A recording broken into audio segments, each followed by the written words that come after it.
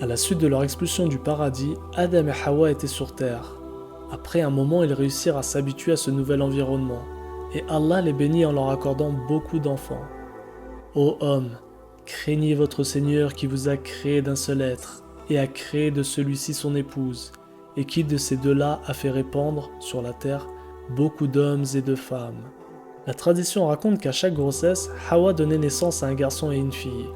Le premier garçon que les parents de l'humanité eurent s'appelait Qabil, et le second Habil.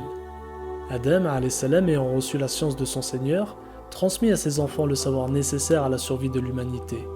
Chacun d'eux eut un rôle bien défini. Qabil devint agriculteur, tandis que Habil se voua à l'élevage. L'harmonie régnait au sein de la famille. Cependant, un jour, tout bascula.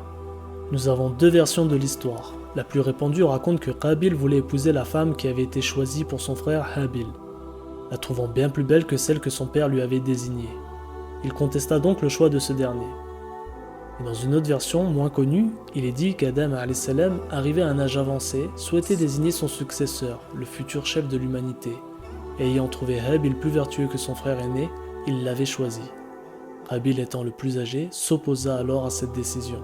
Dans les deux versions, Qabil s'opposa à la décision de son père. Adam alayhi salam leur proposa alors de faire une offrande à Allah subhanahu wa ta'ala et que la décision finale sera celle dont l'offrande sera choisie par Allah. Chacun des deux frères apporta leur sacrifice au sommet d'une montagne, et ce fut l'offrande de Habil qui s'embrasa, signe d'acceptation et de choix divin. Et raconte-leur en toute vérité l'histoire des deux fils d'Adam. Les deux offrirent des sacrifices, celui de l'un fut accepté et celui de l'autre ne le fut pas. À la suite de cela, une dispute violente éclata entre les deux frères. Qabil furieux cria « Je te tuerai sûrement ». Et en réponse, Habil lui répondit « Si tu étends vers moi ta main pour me tuer, moi je n'étendrai pas vers toi ma main pour te tuer, car je crains Dieu, le Seigneur de l'univers. » Et il rajouta « Je veux que tu partes avec le péché de m'avoir tué et avec ton propre péché. Alors tu seras du nombre des gens du feu. Telle est la récompense des injustes. » Chaque jour qui passait nourrissait la jalousie de Qabil envers son frère, jusqu'au moment fatidique où son âme l'incita à tuer son frère. Il le tua donc et devint ainsi du nombre des perdants. Ainsi, le premier meurtre de l'humanité se produisit très tôt dans l'histoire, dès la première génération des fils d'Adam. Tout ce que nous possédons provient d'Allah, c'est lui qui distribue et répartit ses bienfaits avec sagesse. La jalousie est un sentiment qui n'a donc pas de place dans le cœur du croyant. Notre devoir est de nous contenter et d'être reconnaissant de ce qu'Allah subhanahu wa ta'ala nous donne, et de ne pas comparer ce qu'a reçu un autre, car la comparaison est le voleur de la joie. Et dites-vous que ce que Dieu fournit au paradis est meilleur et plus durable.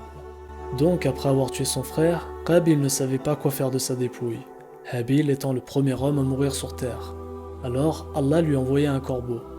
L'oiseau creusa le sol pour ensevelir le cadavre d'un autre corbeau, lui montrant ainsi comment s'y prendre. Sourate 5, verset 31.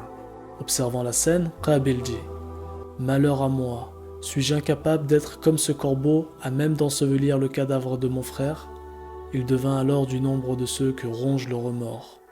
Le prophète Adam alayhi salam fut terriblement chagriné par cet événement, mais Allah, dans sa bonté infinie, ne tarda pas à l'honorer d'un autre fils possédant également une grande piété.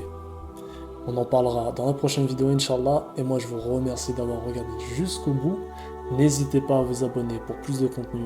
Portez-vous bien. Ma'as salam.